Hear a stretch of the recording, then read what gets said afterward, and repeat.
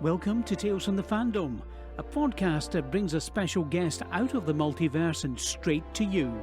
And now your host, David Ginsburg. Hello everybody and welcome to the latest episode of Tales from the Fandom.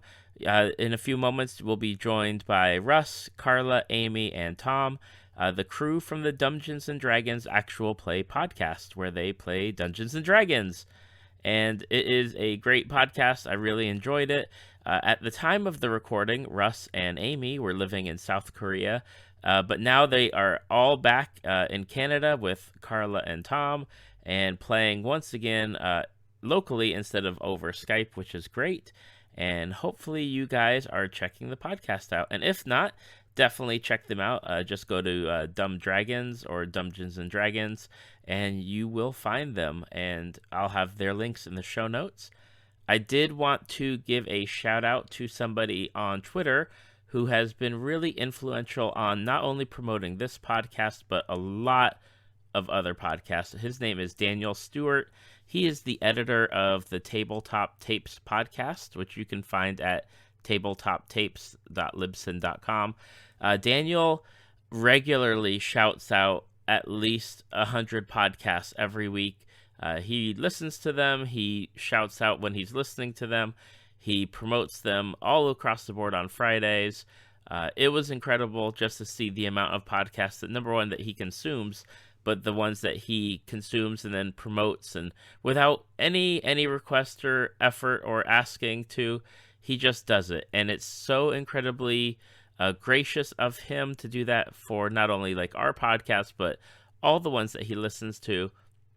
So definitely check out his Twitter. You can find him at Tabletop Tapes on Twitter, and just follow him because he definitely hits a ton of different podcasts all over. It's not just D&D or tabletop or actual plays. It's just all across the board, a ton of different podcasts. So check out his Twitter, check out Tabletop Tapes, and now we'll join up with the crew from Dungeons and Dragons. So enjoy this episode, and thank you for listening. And welcome to another episode of Tales from the Fandom, and this is a first for me and the podcast.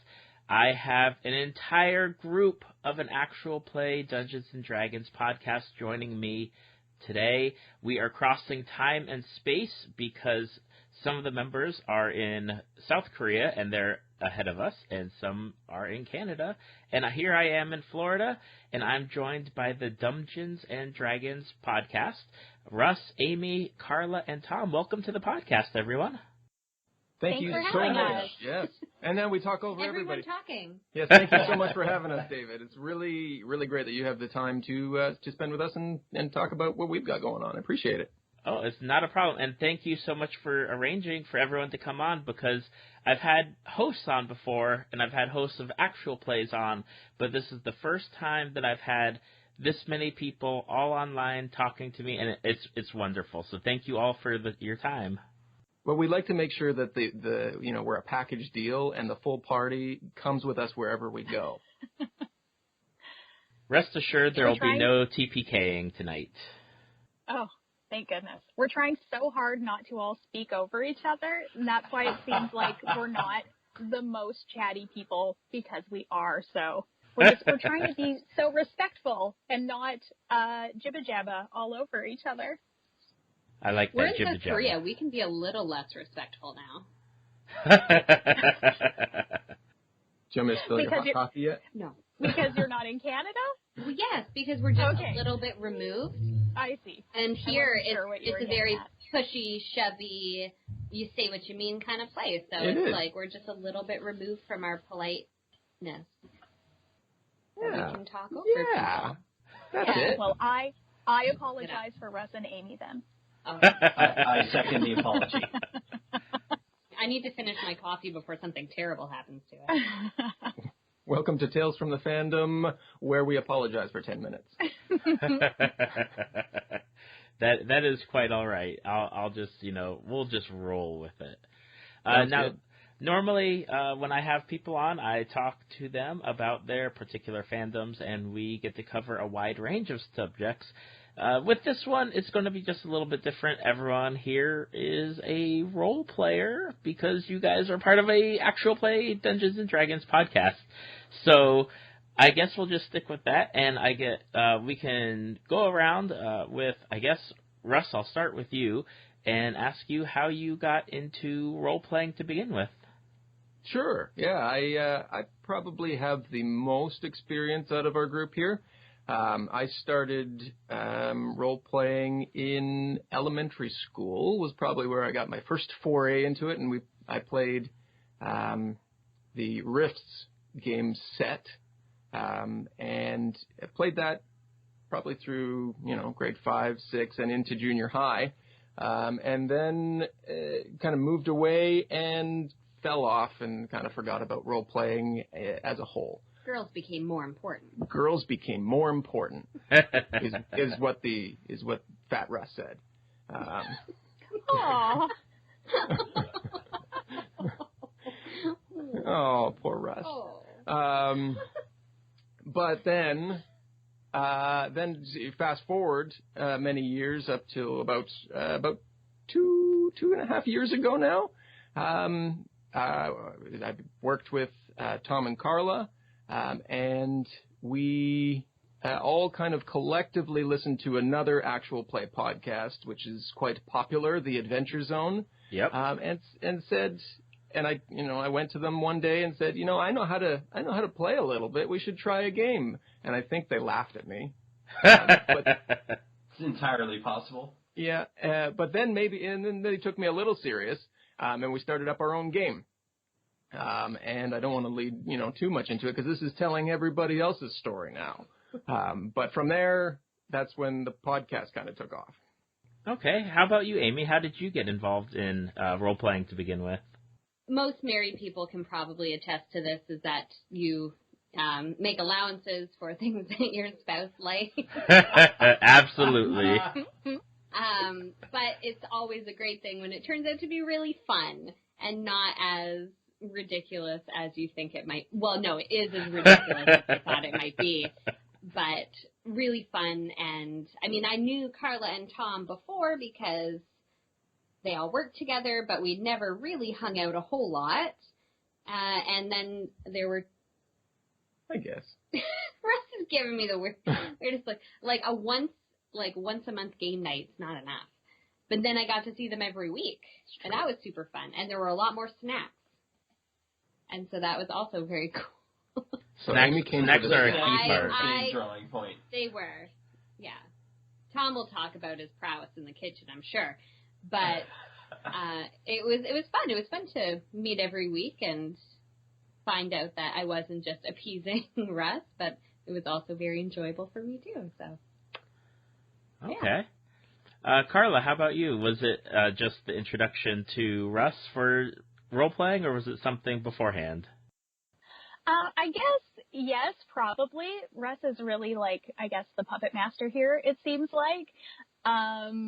Russ is a person that, in the best way possible, really made me want to, embrace every geeky thing that I had ever thought secretly was pretty awesome, but didn't really pursue.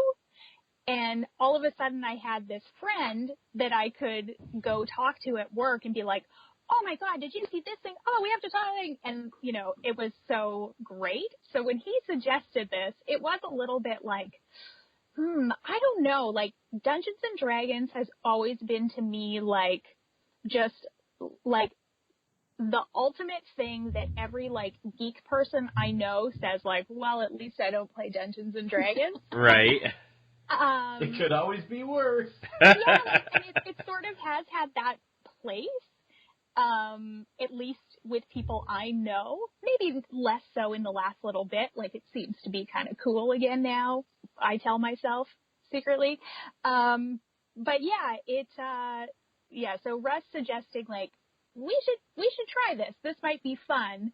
And then finding out this is super fun, not only to play the game, which is great, But to have a reason to, like a date with my friends, basically, which has become so much more important now that Russ and Amy are in South Korea, because I think if it wasn't for this game, and which we turned into a podcast because, we were all just talking at a distance anyway, so why not record it? Right. Has given us such a good reason to, I still have a date with my friends, even though they're on the other side of the world. I still get to talk to them, every 2 or 3 weeks or week or whatever. And that has made it amazing.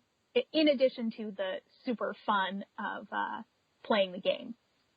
Carla, Russ is totally tearing up right now. Carla! You love me. You hit him right in the field, Carla. He just had to move halfway across the world before we knew how great he was. Right. You never appreciate something until it's gone. It's true. How about you, Tom? How did you get into role-playing? Was it through Russ as with Carla, or was it beforehand? Well, I kind of always liked the idea of it. I'd play a lot of RPG video games back in the day and that sort of thing. Always liked fantasy novels and super nerd stuff, but I never really had a group to play those things with, so it was never really like a thing that I thought was a possibility. And then, we were all at work one day, and Carla asked me if I'd heard this podcast, and I said, yeah, my brother just told me to download it, and it was hilarious. And then Russ had this, maniacal gleam in his eye that was like, oh my god, there's people here that we might play, Dungeons and Dragons with. I gotta, seize the moment. But yeah, really playing with these guys is the first time I've played D&D, but you see a lot of the mechanics in, video games and stuff, too, so it wasn't totally unfamiliar to me. It was just different working it out with your brain instead of having a computer spit it out at you. Exactly.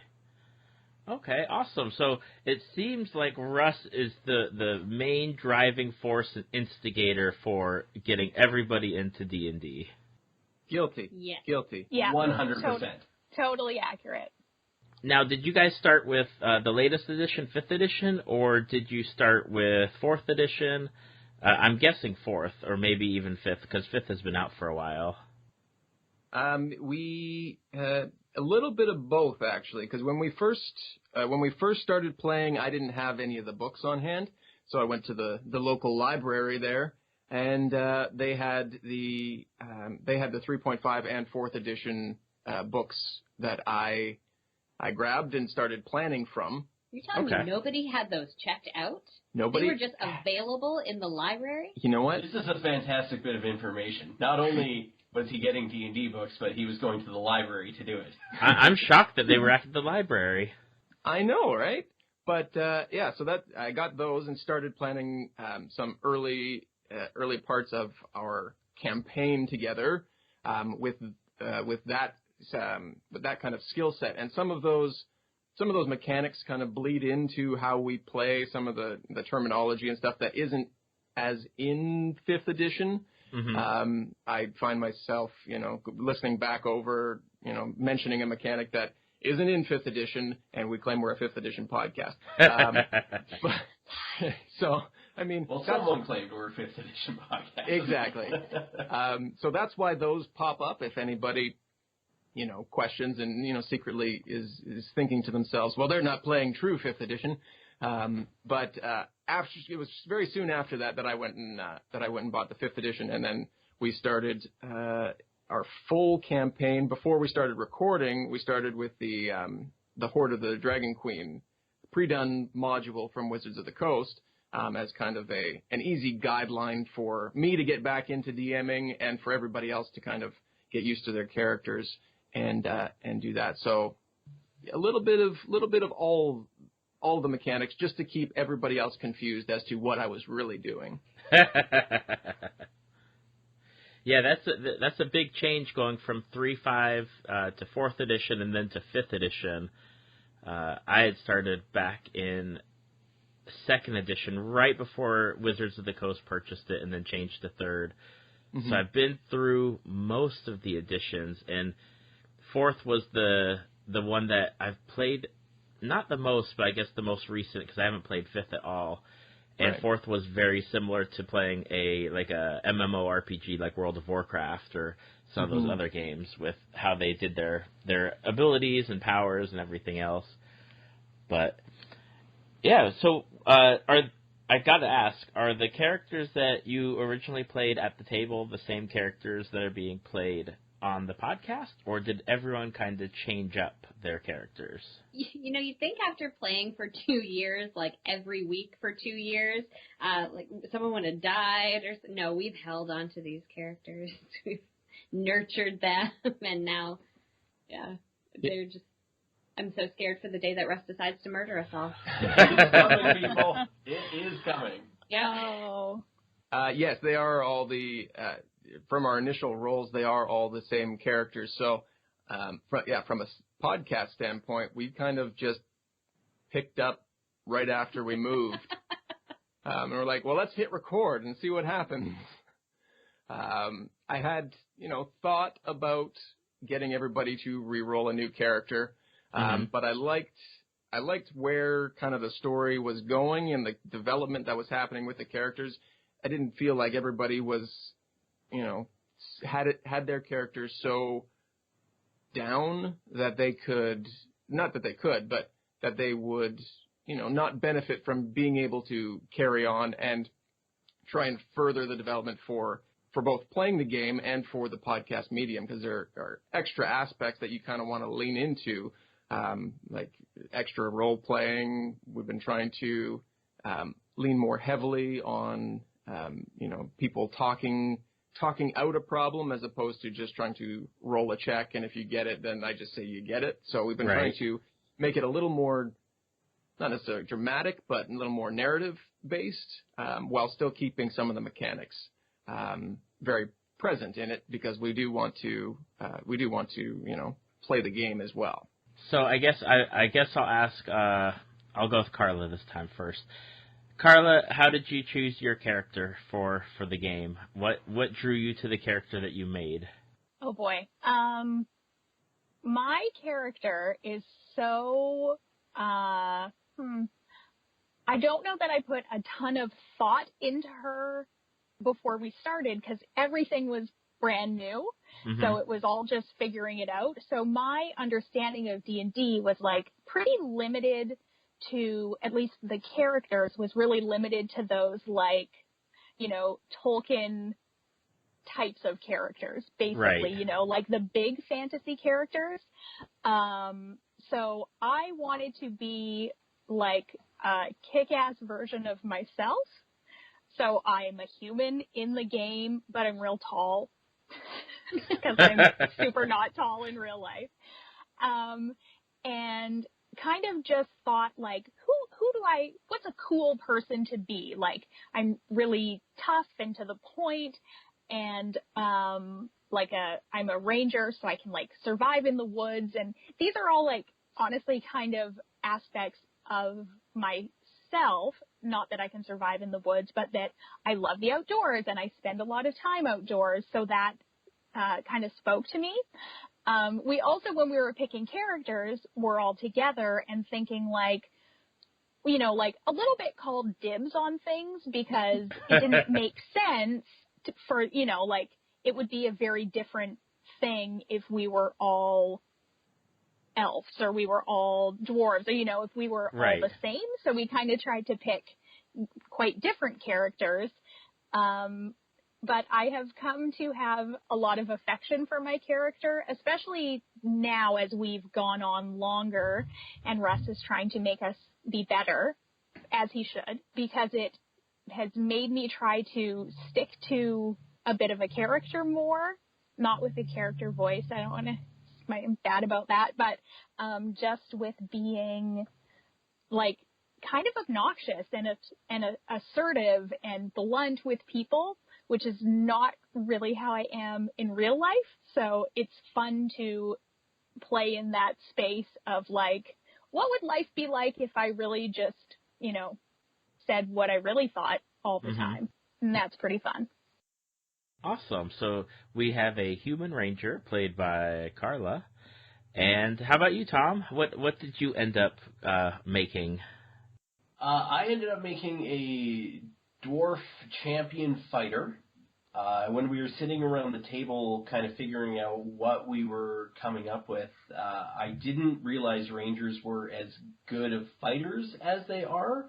So I really thought that I needed to like step up and be kind of the meat shield that could take a beating and lay one out as well. So originally I kind of wanted to go for like a rogue or maybe some sort of magic user, but after seeing like Amy picked a druid and Carla picked a ranger, I thought, oh, I better be that walking, talking weapon guy that can just lay waste to a room if need be. And I don't regret the choice. Like, it's certainly a fun character to play. You can kind of just waltz into a room and whatever happens, happens. You're usually okay at the end of it. But definitely if I'd known more about the game mechanics and known that Rangers were actually quite good, I probably would have picked something else. But no regrets over the Dwarf Fighter. He's super fun to play.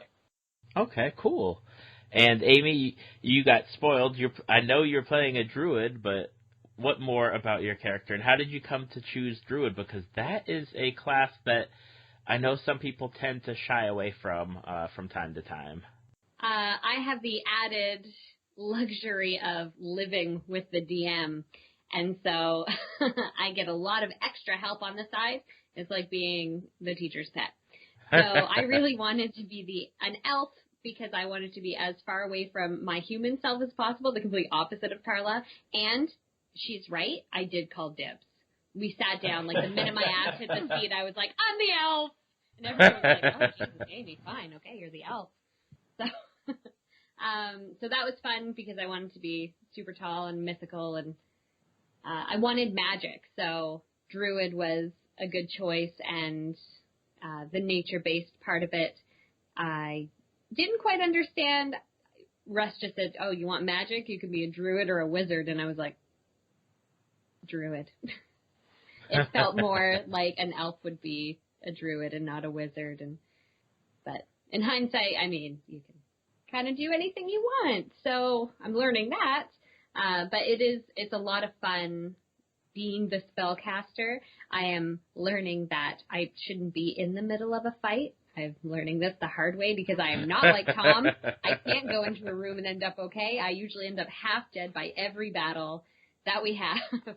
There was a run of about 4 or 5 episodes where she would run directly into the middle of the fight, and then it would not go very well. With, like, a rapier. Like, oh, let me roll my D4 damage. Like, dude.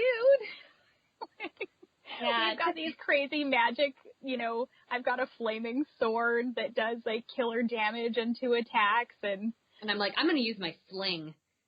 Yeah. A slingshot. Instead of your... Dennis the Menace the hell out of this. Instead of your, like, library of amazing, cool stuff you can do with your spells that I'm always quite jealous of when you're like, well, I just conjured some fire. It's no big deal. What? I just blasted a guy. No problem. I think it's so great. I created an animal out of thin air. No big deal. That's my new Exactly. thing. I'm just now figuring out what my character can do. So I'm really happy that Russ hasn't killed us off yet. It's literally taken me 2 years to figure out the different stuff. And my stuff doesn't, like, it was okay, but my basic spells, my level 1 and 2 spells, don't really do that much damage. Not as much damage as, like, their flaming swords and their crazy battle axes, and I'm really jealous of the 2 turns they get. They get, like, 2 actions, but now that we're moving up in levels, my spells are getting cooler, and so I hope I don't die soon, because I'd like to see what else. Russ's face. That's what I was just going to say, Amy, is, like, as our characters get higher levels, they're way more rad, so... Like, I'd be sad if I was, I don't know, like a 3rd level character again, because you are so weak and you have such low HP, and it's so, like, this is much more fun, and every time I'm like, ooh, we're almost time to level up, like, you just get better and better, and of course, like, the monsters you fight get better and better. Remember, like, for the first year, we fought nothing but kobolds? Oh, so like, many kobolds. 1,000 kobolds. Oh, sorry. Yeah. I mean, they mentioned, that they didn't really know what characters they wanted to play, which moving forward in the podcast, it's not out or launched kind of as this conversation is happening, but will be come when it's airing. We're launching a Patreon page, and as part of that, we're offering some bonus content, which we'll release the first episode on the main feed just to kind of give people a taste of it, and which Tom is DMing, and then Amy and Carla and I Tom is terrified about it. Have rolled entirely new characters for that. So awesome. So there'll be a little bit of a different variation with now their background in the game. They know how the mechanics work and how classes and races work together. I mean, we should see some cool new stuff. I am excited. Coming. I'm excited about my new character. Like Me really too. excited.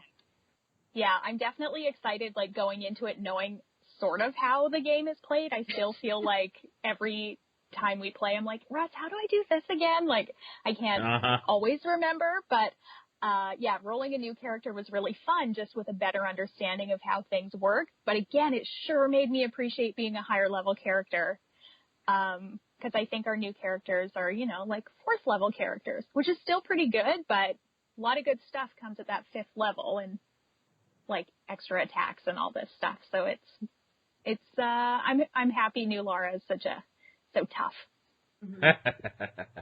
Now, Russ, I had a question. When they made their characters and you ended up with a fighter, a ranger, and a druid, and they're obviously lacking in certain aspects of, having a...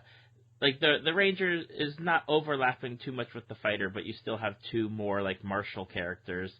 What did you have a challenge in, like, gearing maybe different encounters or different scenarios? I mean, I think you're running the Dragon Queen, so was there anything that you had to really alter for the party? Because I know, you're missing a rogue or you're missing a cleric or a true, like, wizard-type class, like wizard or sorcerer.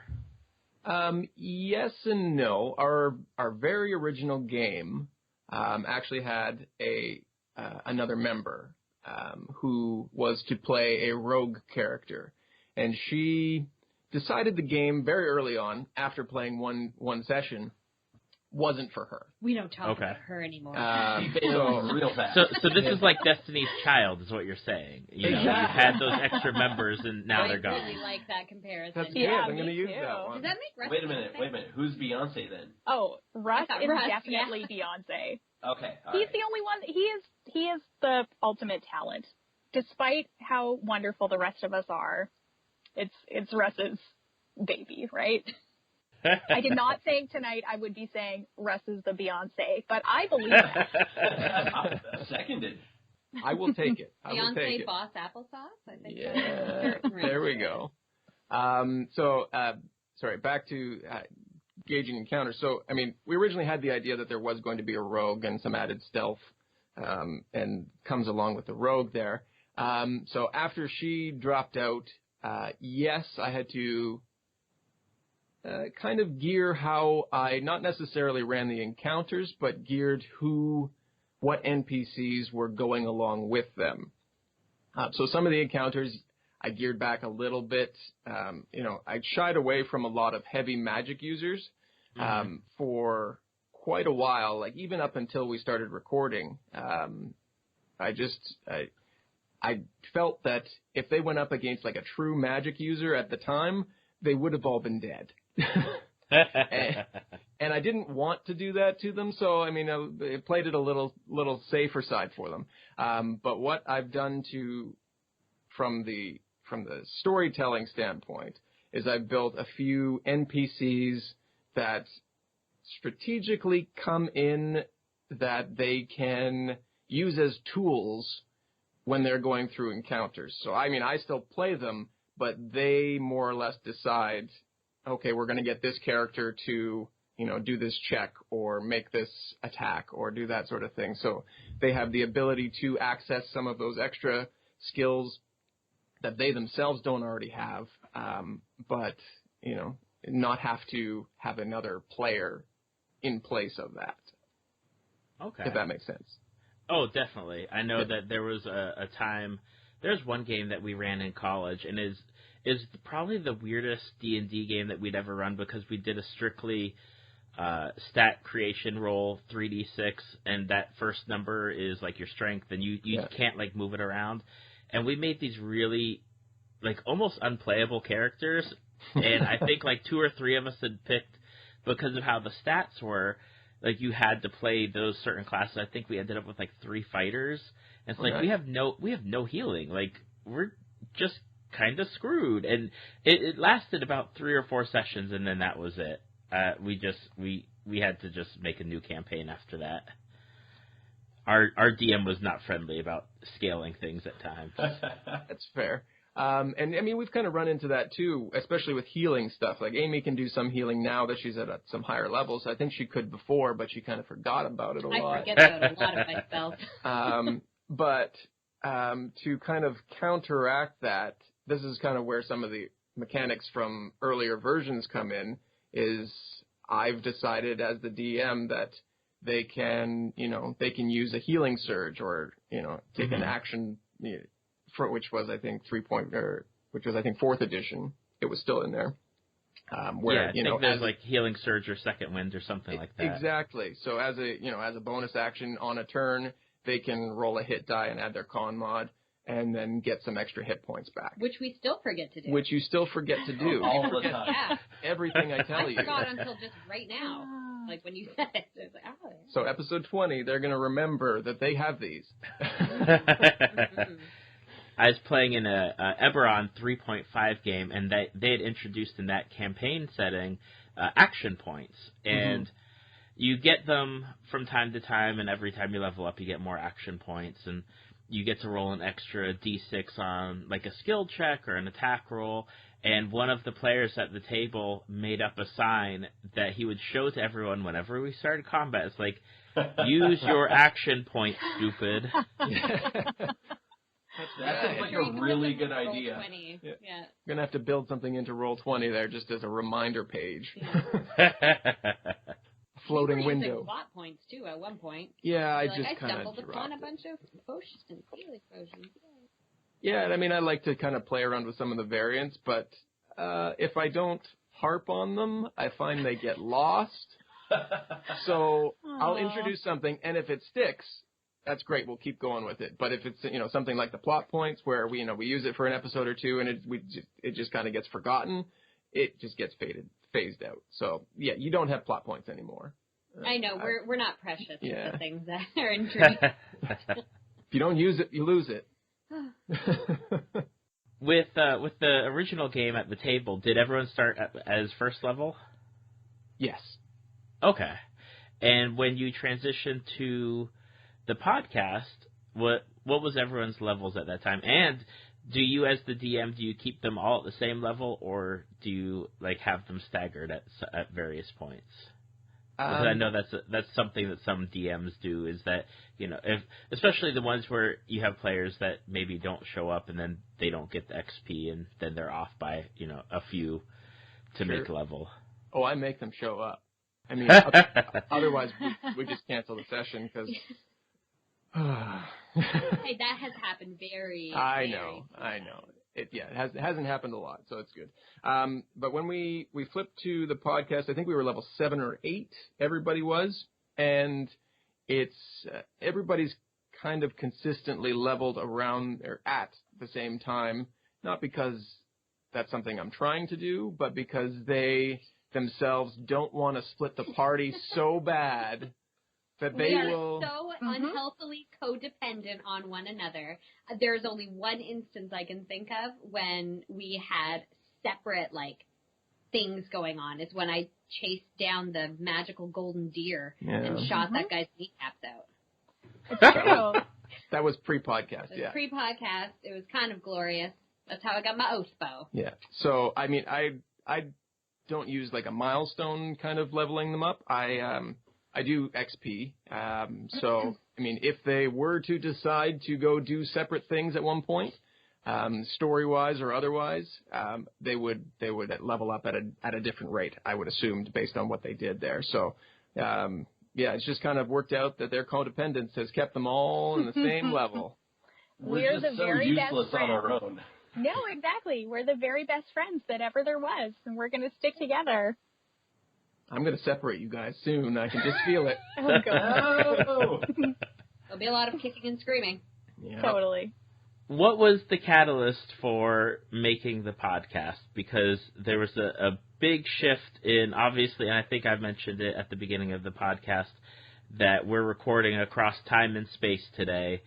And that's because something happened and you departed from where you all were.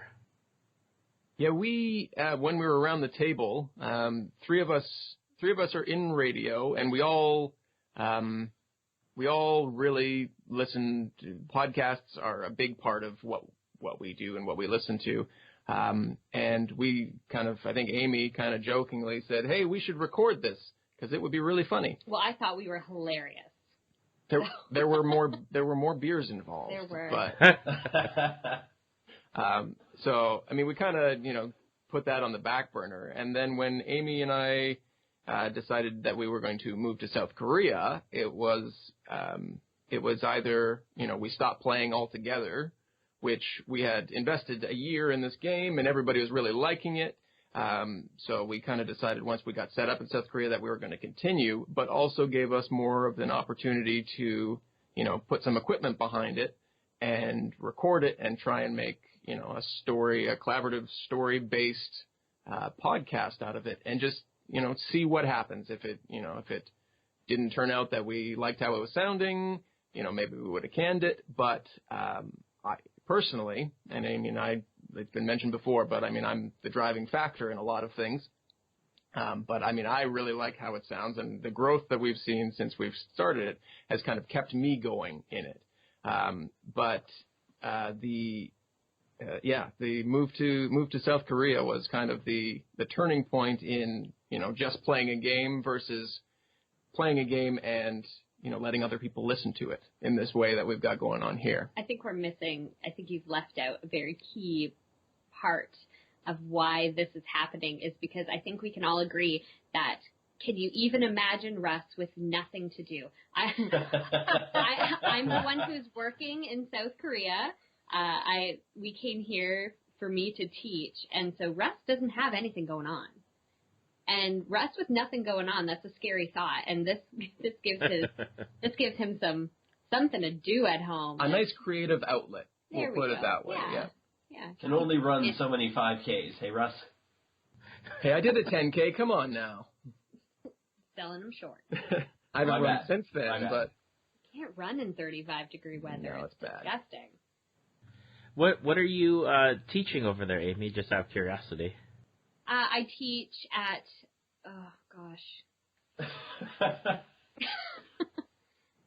it's not that she forgets.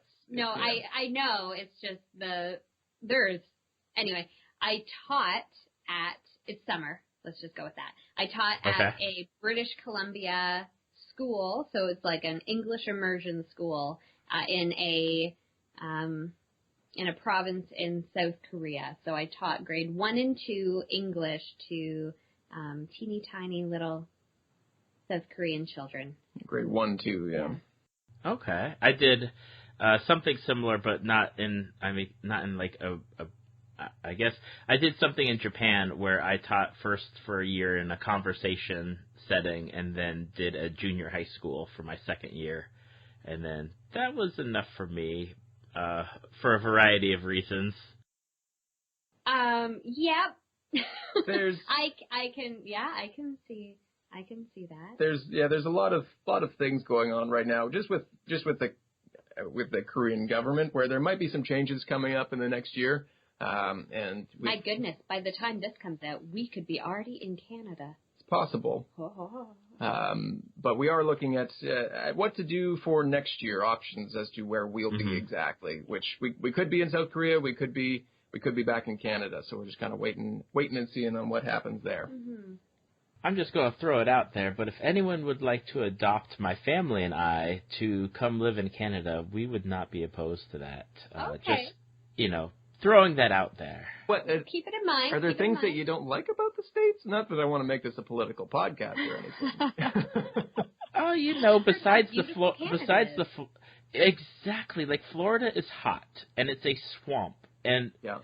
I love Disney World and Universal Studios being so very close to where I live, but for a variety of reasons, I feel like a move to Canada would be beneficial, except that it is very hard to get into Canada.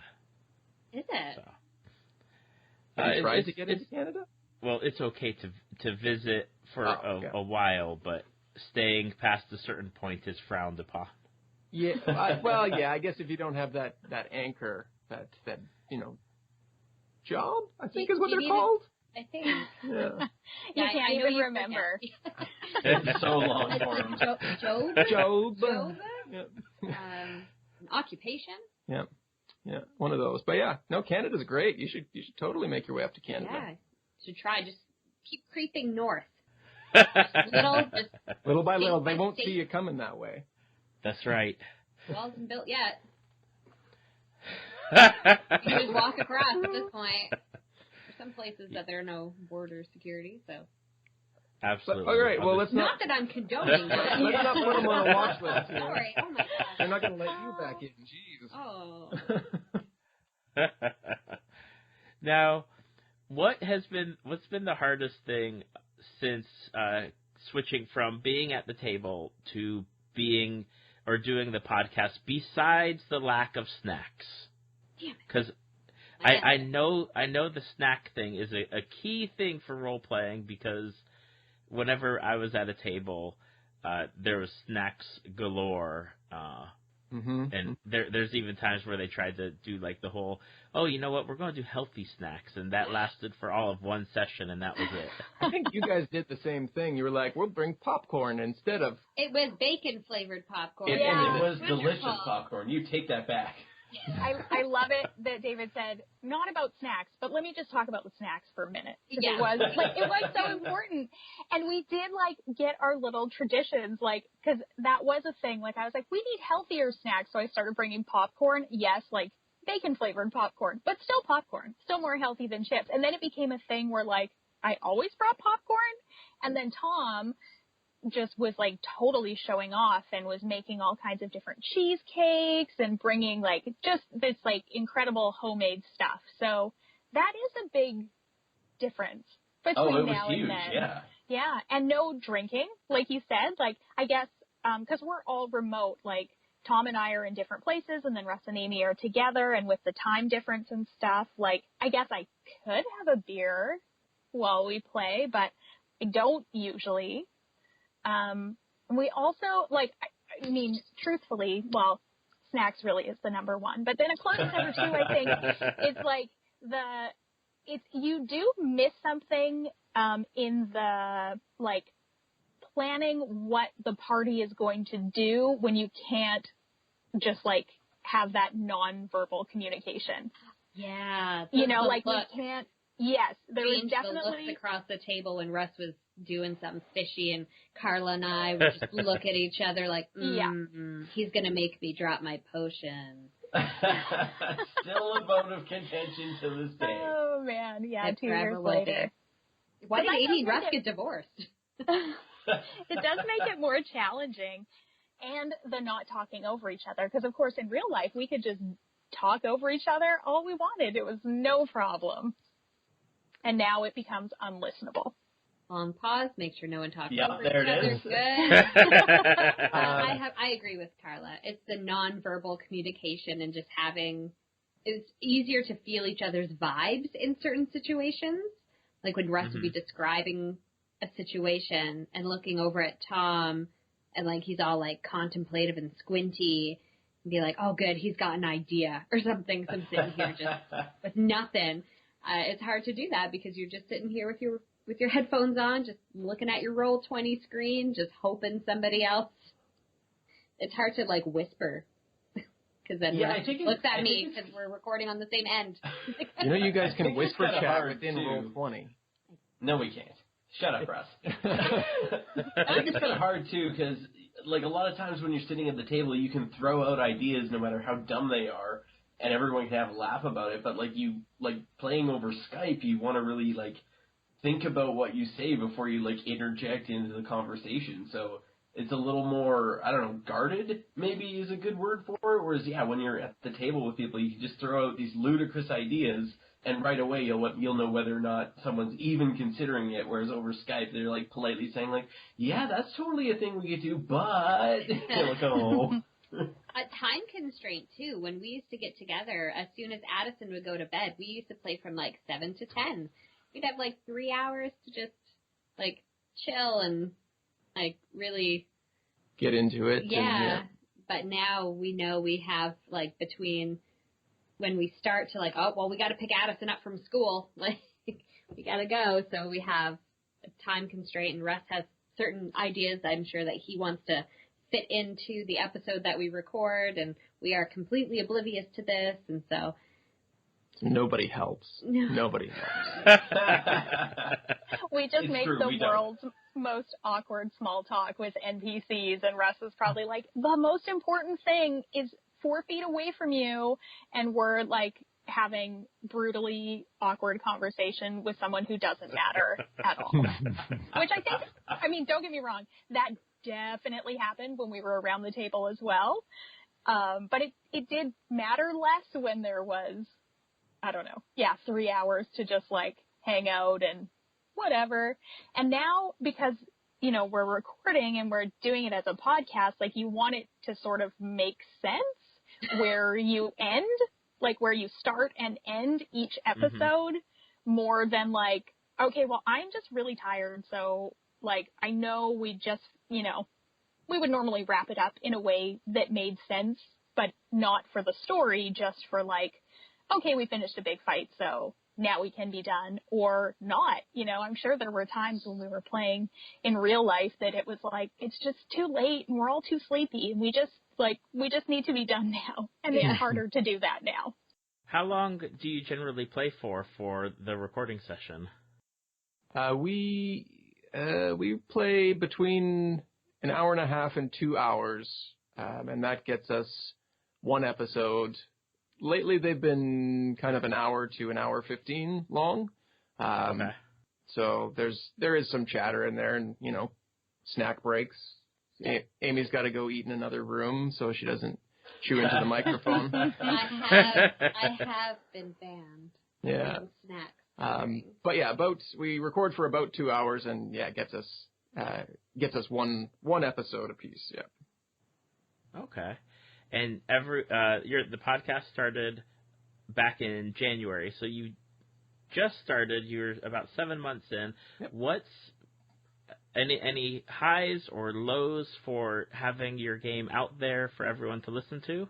The low, I guess, of the podcast is I wish, listening back, and I've done some recap episodes, and I've gone back and listened to some of those early episodes. And, hindsight being 20/20, I wish we were more ready when we hit record. Because those first couple episodes, there's a lot of talking over each other. Well, in your defense, Russ, that first episode, I don't think we'd even really planned that it was our first episode. We're yeah, let's try it out. And then it was oh, this is episode 1. And we were oh, okay. Yeah. We put in some things that, I thought as plot devices I could bring up later, which, has kind of worked out.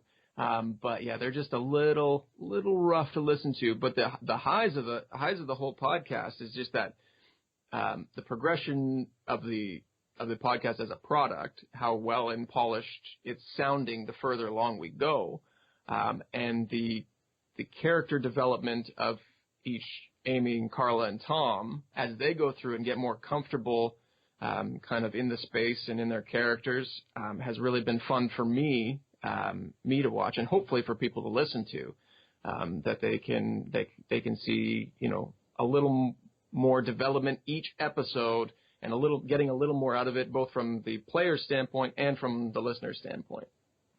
I just can't believe that a single person that isn't related to us listens. That blows my mind. Yep. And not because Russ doesn't do a ton of work, because honestly, like, again, all the work that gets done is Russ. Oh, it's all Russ. Yeah. But it still is like, oh wow, like that is, I can't believe, okay, like we're just some dumb idiots, like, we're just some dumb idiot friends, having fun playing a game. So it's pretty neat that anyone would actually listen to that is pretty amazing to me. Yeah, we're super fortunate to have, any listeners at all? Anybody listening to us, let alone, sure. a good, let alone people who, choose to interact with us on Twitter and Facebook. And, we're running, as of this is recording, we're running a contest through July, and, we've got a good number of people who have entered into that. And that's really cool to see, just, kind of from inception to now, how much we, put into it and how much it's grown as a result. I think now that I just said that, how funny that is, because, like, we know each other because we all worked at a radio station together. And so we've all been on the radio and, like, definitely have had way more people listening to us at a time than we have listening to this podcast. But the big difference is, like, people listening to us on the radio are listening, like, because they like the music we play or because we're in the town where they are. Whereas this, like, someone has to go and find it and download it and keep it on their phone. Like, that is a much more, like, people have chosen to listen. It's not, nobody's going to listen like, well, I don't know, it was on. Like, no, that's casually not. Yeah. Yeah. It kind of makes it super special. It's like there are people out there that, I don't know, like our idiot dumbness. And that's super sweet. I like that. It is. It's awesome. I think another high point, and this is gonna be weird when I say it, but I think a high point is we had an infamous lost episode early on in the run, and it actually ended up being a really good thing. Episode 7, yeah. Yeah, not that the episode itself was bad or anything, but we had an ongoing, like, dice game in it that Russ was making us play, and none of us understood what he was trying to accomplish with this, and we all failed miserably at it, like, time and time again. And so when I heard that the episode was lost, not only did we avoid that, which is great, but we also have an infamous lost episode. And, like, that's a really cool thing. You'd be like, shame, it was on the lost episode. Sorry, guys. Oh, man, that dice game. I was looking back over notes just to, like, I do this occasionally and should do it more because then I'll be like, oh, yeah, I have a magic ring. Like, I always forget everything the second we finish playing. But, yeah, that dice game, because I had written notes as I was going, and even looking at it, it's like, oh, I still don't understand. It made no sense. What we were supposed to be doing. And I know Russ, and Russ loves games, so I'm sure it's very clever and would have been, like, was very fun, but we, like, just didn't get it. Like, none of the three of us were like, I don't know, I guess, like, roll? Bet 2? I don't understand. So, yeah. 15 minutes of that would have been pretty painful to listen to. Another one of the drawbacks of being on Skype and being in different locations is, at least in that instance, I found was the in-game downtime, at least for that episode again, was very difficult to gauge because they were on a boat and I wanted them to kind of have this, in the galley, hanging out with the crew and that sort of thing kind of feel. And just like in person, we could have had like in-hand mechanics that we could have done, but over Skype trying to explain a mechanic that should be physical and how I can relate that in an audio sense. It was good that something didn't work out in that episode. Yeah, had that been released, I'm sure our listenership would have gone way down. Yeah. Podcast would have been over. Yeah. It just would have gone missing. I would have made it go missing. Yeah, I remember, I don't even know if I had started listening because a lot of the podcasts I listen to are not, like, role-playing related for some reason. And then all of a sudden, there were people recommending either, I think it was on a Facebook group, I think it's Podcasts We Listen To, somebody had suggested Dumbgeons and Dragons, or on Twitter, because I've been following some of the actual plays that were being suggested. Yep. And I started listening to your podcast and You Meet in a Tavern at the same time, because the hardest thing for me as a listener to do is go back multiple years to try and catch up, and I'm daunted by, okay, well, they've been going for 3 years, and that's like 2-hour episodes each, and that's a lot. Yeah, and I was really excited because here I am, and I'm like, I can get in on the ground floor on these podcasts and keep up. Nice. Yeah, and that's one of the things I've been thinking about in how we're building the podcast. And I mentioned a recap episode that we did just after episode 15. Is I want it hopefully to be easy for people, that if they're starting new, that there is a jumping on point that doesn't have to be episode 1. And I mean, I listen to a lot of actual plays to see how they're doing it and see kind of how they run their episodes and that sort of thing. And like ones like Drunks and Dragons, who's on like episode 220, and I'm working through. They're a fantastic episode, but it takes a long time if you want to commit to the entire story that they have going on there. Absolutely, and I think that's what I enjoy I also like to see I say see on a podcast. I like to hear the growth from people that are playing and getting into their character and seeing the story develop and hearing the improvements that people make. I know that I talked with Joe of You Meet in a Tavern about how his crew or his group all were brand new to D&D, and it's been fun to listen to them as they learn more about their characters and start experimenting with what they can do, and let's try this and let's work on something else. And it's been fun to listen to those early podcast episodes or early actual plays with people just getting their feet wet and then just evolving into like great characters and great players. Yeah, and they run a super fun show. And yeah, you're right. I mean, I've been listening along with them too, and that evolution has been super fun to see. And I hope that there's some of that in what we're doing. Like, we obviously had a little more experience starting out. I use the term experience loosely. I was going to say, start every podcast with, I can't remember how to play D&D. Yeah.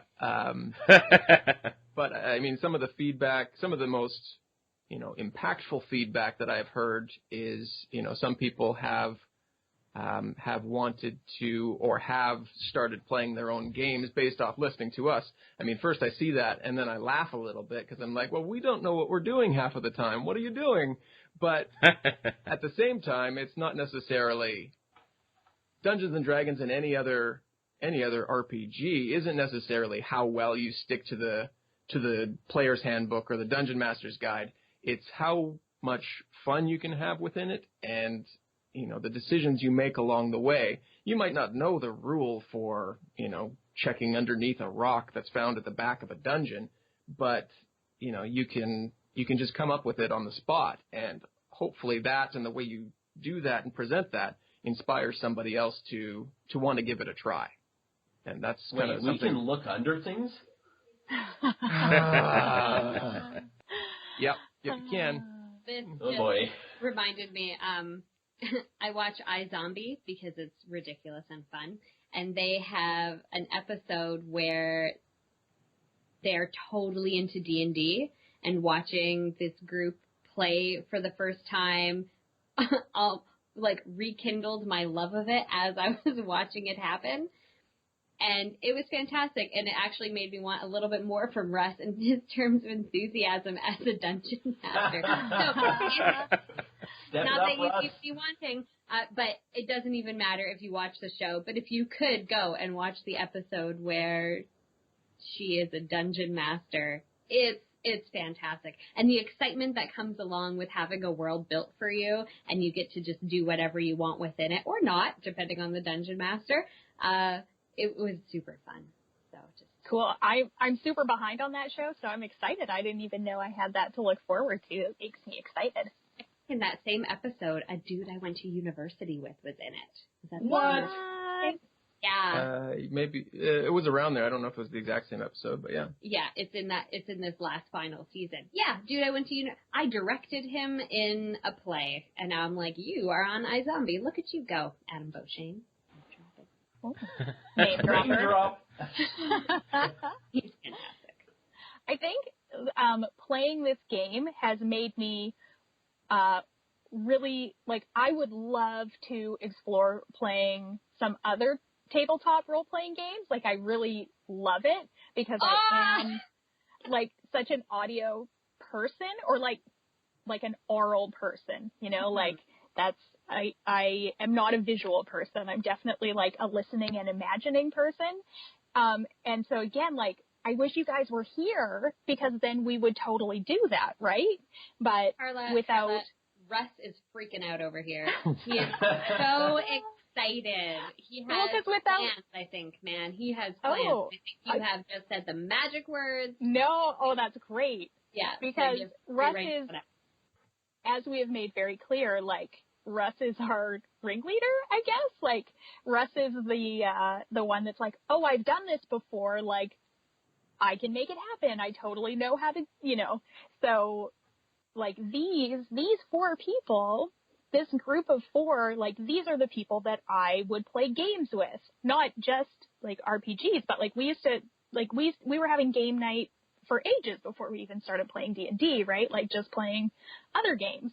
So, like, I miss that. There is a board game cafe here now, so, like, maybe they have some, like, drop-in thing. I can go make some new friends, but, you know, I mostly don't like to leave the house, so I'll make probably you some that won't business friends. happen. You can drop the pod. Yeah. What is on the horizon for Dumbgeons and Dragons in the future? Right now you have 17 episodes out as we are recording this episode. By the time it comes out, I expect you'll have a few more, because hopefully this will be out in September. But what's in the future now for the podcast?